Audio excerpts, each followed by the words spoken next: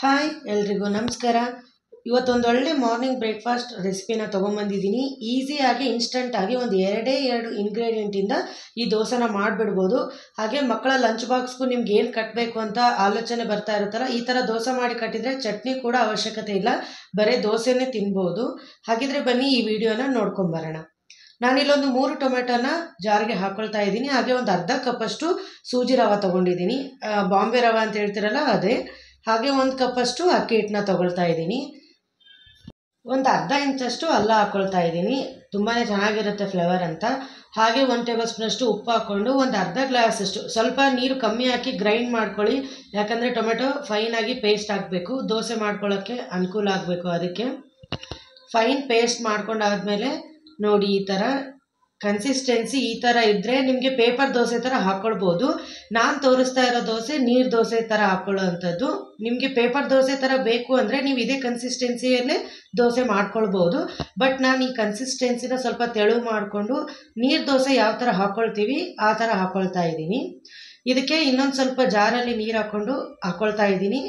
ಇದಕ್ಕೀಗ ನಾನು ಒಂದು ಅರ್ಧ ಕಪ್ಪಷ್ಟು ಕೊತ್ತಂಬರಿನ ಹಾಕ್ಕೊಳ್ತಾ ಇದ್ದೀನಿ, ಒಂದು 1/4 ಕಪ್ಪಷ್ಟು ಒಂದು ಸ್ವಲ್ಪ ಕರಿಬೇವು ಹಾಕ್ಕೊಂಡಿದ್ದೀನಿ. ಹಾಗೆ 1 ಟೇಬಲ್ ಸ್ಪೂನಷ್ಟು ಅಚ್ಕಾರದ ಪುಡಿ, ಹಾಗೆ ಒಂದು ಅರ್ಧ ಟೇಬಲ್ ಸ್ಪೂನಷ್ಟು ಜೀರಿಗೆ ಹಾಕ್ಕೊಳ್ತಾ ಇದ್ದೀನಿ. ಎಲ್ಲನೊಮ್ಮೆ ಚೆನ್ನಾಗಿ ಮಿಕ್ಸ್ ಮಾಡ್ಕೊಳ್ಳಿ. ಇಷ್ಟೇ ಸಾಕು, ನಿಮಗೆ ದೋಸೆ ಏನಿದೆ ರೆಡಿ ಆಗಿಬಿಡುತ್ತೆ. ಬೆಳಗ್ಗೆಗೆ ಕೂಡ ನಿಮಗೆ ಟೈಮ್ ತುಂಬ ತೊಗೊಳ್ಳಲ್ಲ. ಒಂದು 10 ನಿಮಿಷ ಮೀಡಿಯಮ್ ಫ್ಲೇಮಲ್ಲಿ ನೀವು ಏನಾದರೂ ದೋಸೆನ ಮಾಡಿಬಿಟ್ರೆ ಕ್ರಿಸ್ಪಿಯಾಗಿ ಅಷ್ಟೇ ಟೇಸ್ಟಿಯಾದಂಥ ದೋಸೆ ನಿಮಗೆ ರೆಡಿ ಇರುತ್ತೆ.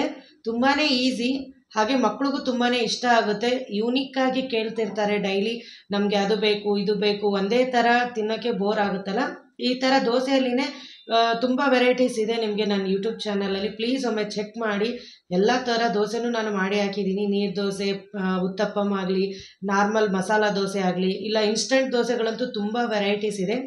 ಪ್ಲೀಸ್ ನನ್ನ ಚಾನಲ್ ಒಮ್ಮೆ ನೋಡಿ ಚೆಕ್ ಮಾಡಿ, ನಿಮಗೆ ಇನ್ನೂ ಇನ್ಸ್ಟಂಟ್ ಅಡುಗೆಗಳು ತುಂಬಾ ಸಿಗುತ್ತೆ.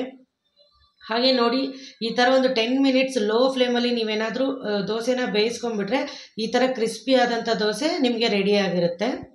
ತುಂಬಾ ಈಸಿ ಮಾಡ್ಕೊಳ್ಳೋದು. ನೋಡಿದ್ರಿ ಅಲ್ವಾ ಎಷ್ಟು ಕ್ರಿಸ್ಪಿಯಾಗಿ ಕಾಣ್ತಾ ಇದೆ ನೋಡೋಕ್ಕೆ ಅಂತ. ಈ ಕ್ರಿಸ್ಪಿ ಆದಂಥ ಟೊಮೆಟೊ ದೋಸೆ ಮಾಡೋದು ಎಷ್ಟು ಈಸಿ ಅಂತ ನೋಡಿದ್ರಲ್ವ. ಹಾಗಿದ್ರೆ ಯಾರೆಲ್ಲ ನನ್ನ ಚಾನಲ್ನ ನೋಡ್ತಿದ್ದೀರಾ ಪ್ಲೀಸ್ ಫಾಲೋ ಮಾಡಿ, ಶೇರ್ ಮಾಡಿ. ಇಷ್ಟೆಲ್ಲ ವೀಡಿಯೋಸ್ ಮಾಡಿ ಹಾಕಿದ್ದೀನಿ, ಪ್ಲೀಸ್ ಒಂದು ಲೈಕ್ ಆದರೂ ಕೊಡಿ. Thanks for watching.